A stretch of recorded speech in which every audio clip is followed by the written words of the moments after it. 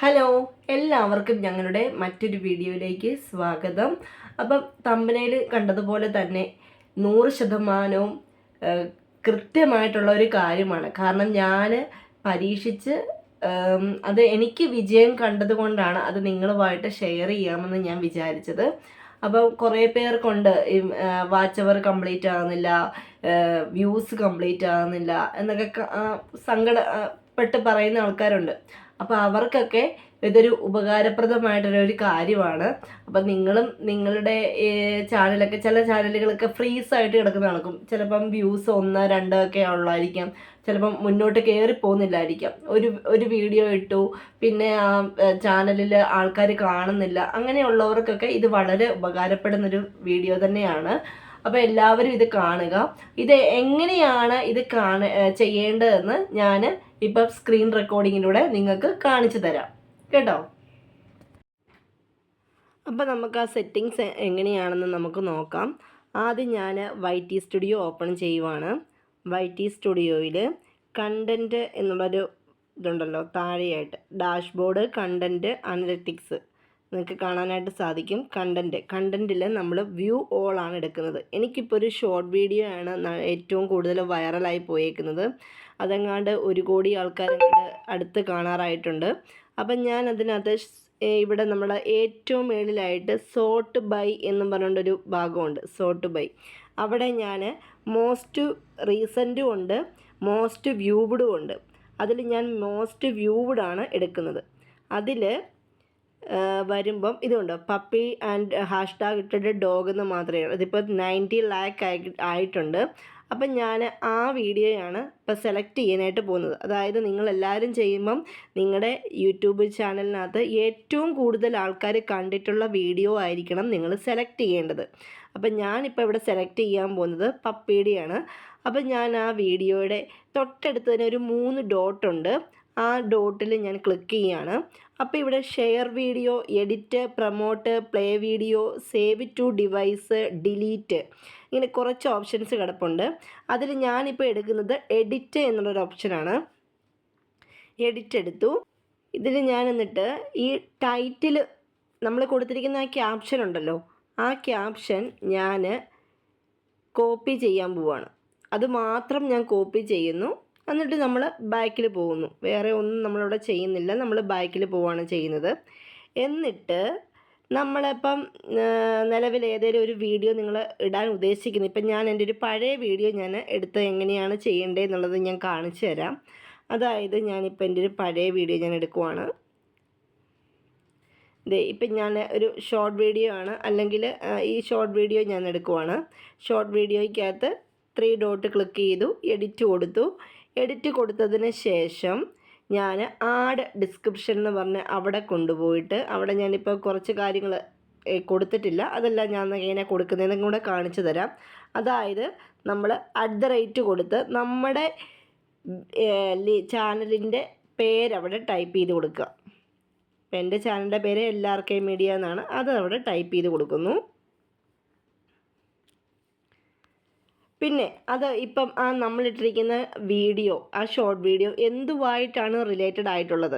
ഇപ്പോൾ ഫണ്ണി ആയിട്ടായിരിക്കാം, അങ്ങനെ short subscribe കൊടുക്കാം, പിന്നെ ഫോർ യു കൊടുക്കാം, പിന്നെ നമുക്ക് വേണമെങ്കിൽ ഹാഷ്ടാഗ് ഇട്ടിട്ട് കോമഡി കൊടുക്കാം, പിന്നെ നമുക്ക് ഏതെങ്കിലും എവിടെ കോമഡി ഫിലിംസ്, പിന്നെ ഷോർട്ട് വീഡിയോയെ, അങ്ങനെ നമുക്ക് എന്ത് വേണേലും നമുക്കവിടെ ടൈപ്പ് ചെയ്ത് കൊടുക്കാനായിട്ട് പറ്റും. ഹാഷ്ടാഗ് ഇട്ടിട്ട് വേണം നമ്മൾ ടൈപ്പ് ചെയ്ത് കൊടുക്കാനായിട്ട്.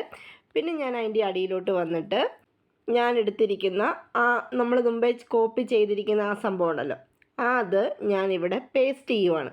ഞാനിവിടെ പേസ്റ്റ് ചെയ്തു. ഞാൻ ബാക്കിൽ പോയി.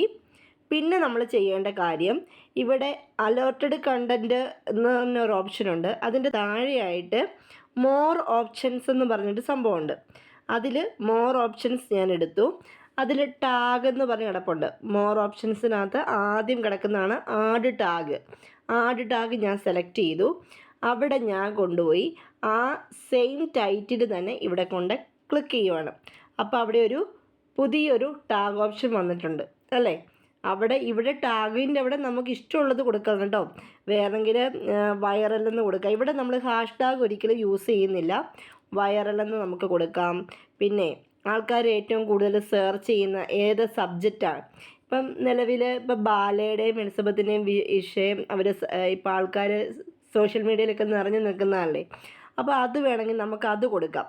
ബാല ആൻഡ് എലിസബത്ത് എന്നും പറഞ്ഞാൽ അത് കൊടുക്കാം,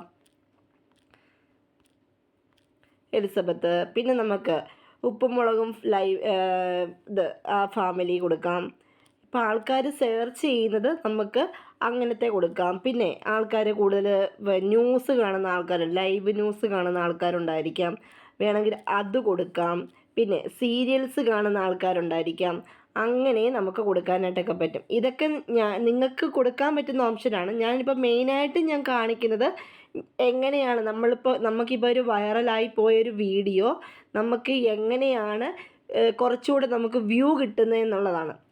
ഇപ്പോൾ നമ്മളിടുന്ന വീഡിയോസിൽ നമുക്ക് എത്രത്തോളം നമുക്ക് വ്യൂ മേടിച്ചെടുക്കാൻ സാധിക്കും എന്നുള്ളതാണ് ഞാനിപ്പോൾ കാണിക്കുന്നത്.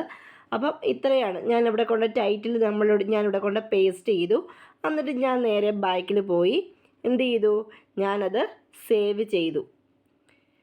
ഇനി നമുക്ക് എങ്ങനെയാണ് നമ്മുടെ വ്യൂ കിട്ടുന്നത് എന്നറിയാനായിട്ട് അനലറ്റിക്സിനകത്ത് നമ്മൾ റിയൽ ടൈം വ്യൂ എന്നും പറഞ്ഞുകൊണ്ട് റിയൽ ടൈം എന്ന് പറഞ്ഞ് കിടപ്പുണ്ട്. അത് നമ്മൾ ക്ലിക്ക് ചെയ്ത് കഴിയുമ്പം അവിടെ ഇപ്പം നിലവിൽ 48 അവേഴ്സിനുള്ളിൽ എനിക്ക് 3,13,812 വ്യൂസ് വെച്ച് കയറുന്നുണ്ട്. അത് നമുക്കിങ്ങനെ താഴോട്ടിങ്ങനെ സ്ക്രോൾ ചെയ്യുമ്പം നമുക്കിത് കണ്ടോ ആൾക്കാർ കാണാനായിട്ട് സാധിക്കും. ഇപ്പോൾ 60 മിനിറ്റിലാണ് ആൾക്കാർ വ്യൂ ചെയ്യുന്നതെങ്കിൽ അത് കാണാനായിട്ട് ഇത് ഇത്രയും വീഡിയോസിൽ ഇപ്പം എനിക്ക് റിയൽ ടൈമിൽ ഇപ്പോൾ ഇത്രയും ആൾക്കാർ കണ്ടുകൊണ്ടിരിക്കുകയാണ്. അതിനകത്തും ഏറ്റവും കൂടുതൽ ആൾക്കാർ കാണുന്നത് പപ്പി ആൻഡ് ഡോഗ് എന്നുള്ള ആ ഒരു വീഡിയോ ആണ് കേട്ടോ.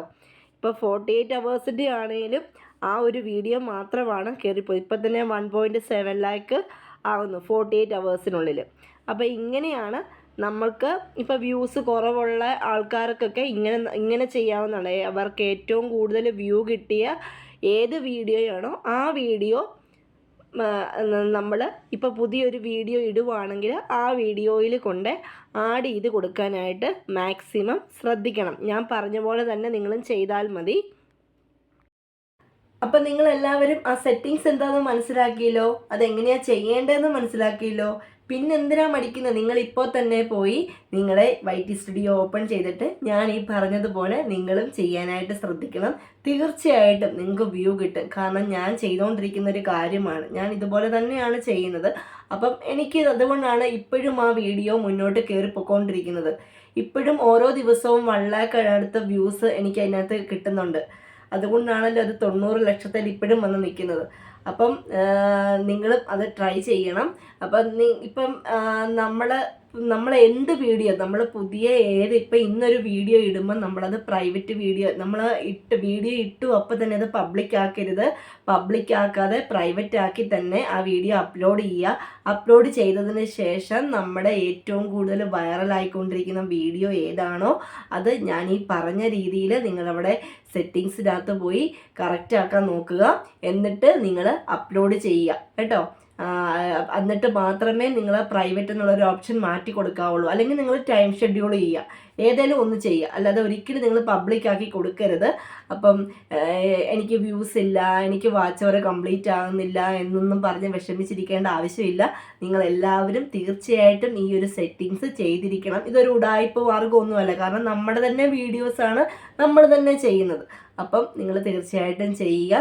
മറ്റൊരു നല്ലൊരു വീഡിയോയുമായിട്ട് വീണ്ടും കാണാം. ടാറ്റാ.